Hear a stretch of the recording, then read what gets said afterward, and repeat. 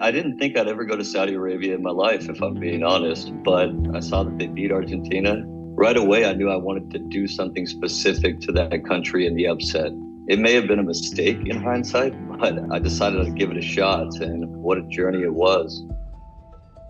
My goal was to try to get my new cab driver friend Pradeep in with me. Unfortunately, that's not what happened, and in hindsight, it may have been ridiculous to even try. But we drove about an hour and a half to the border. It's on the east side of this country. And we walked right up to the guard station, and the guard got out of his car. And that's when I noticed he had an AK-47 in the front seat, and he pulled it out and he put his finger on the trigger. My understanding of the way that it works here is that if you are a Qatari national, you can go back and forth. Whereas somebody like Pradeep, he's not allowed to go over. His car is definitely not allowed to go over. No official taxis. So this Qatari national takes me over the border. He picks up his buddy and he puts two suitcases in the trunk. So right away I'm thinking, what are in these suitcases? And then we go through 7 checkpoints. We had 2 stops to check the passport.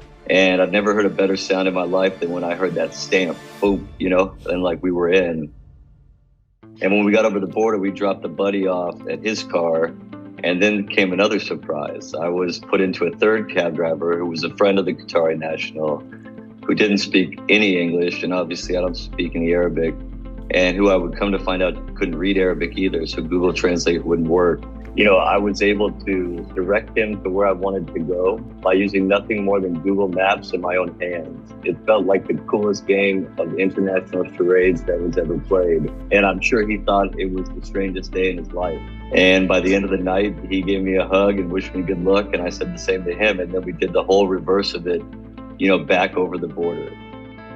When I got over there, the police presence in Saudi Arabia was way higher than it is here in Qatar. And I got a lot of stuff on Twitter about the Saudis and whether I should have gone at all, and writing a story that in some ways was positive about their country. But what I truly believe when I'm out reporting, like you got to get out of the bubble. I want to spend as little time on a bus with other riders as possible.